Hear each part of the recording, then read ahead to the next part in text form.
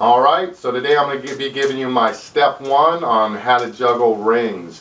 Rings really aren't that much more difficult than juggling balls. It's the same basic motion, the same principle.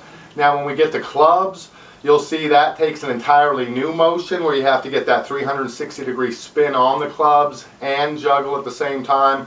But for the rings, it's really not that much of a requirement. You do flick them and spin them, but since you can catch them anywhere, it's not like clubs where you have to catch them on the handle. It makes it fairly simple. So these are a good next step after you get the balls down and you're comfortable with the balls. But you want to make sure that you've got the basics of juggling down real well before you move on.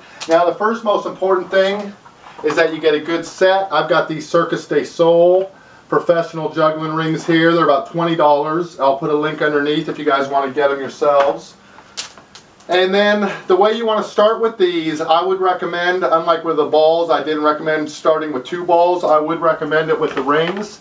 You just go ahead and get 2 of them. You're going to need to just get a feel for catching them and grabbing them. That's what's going to be different. You're not catching a ball now, you're grabbing a ring.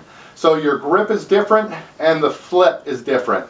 Where the balls, you could catch them steady with a locked wrist and toss again. With the rings, you need to give it this type of a motion. So you're going to have to catch it and then let your wrist drop and fling it. So that's the motion you want to get comfortable with.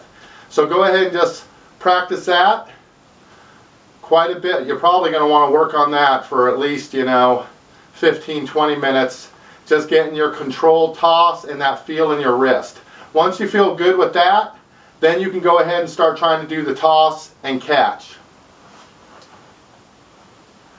Now you can work on practicing getting your spacing right, hitting your marks in the air, and on your catching of the rings. So this is a good chance here to kind of work on your control and things.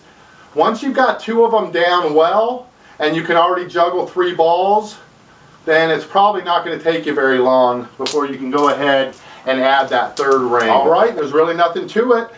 It just takes practice like anything else. You're building those neural paths in the brain, so just stay at it and you'll get it, and pretty soon you'll be hitting it just like this.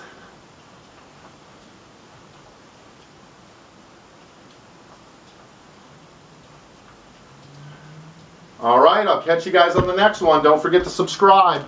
See you later.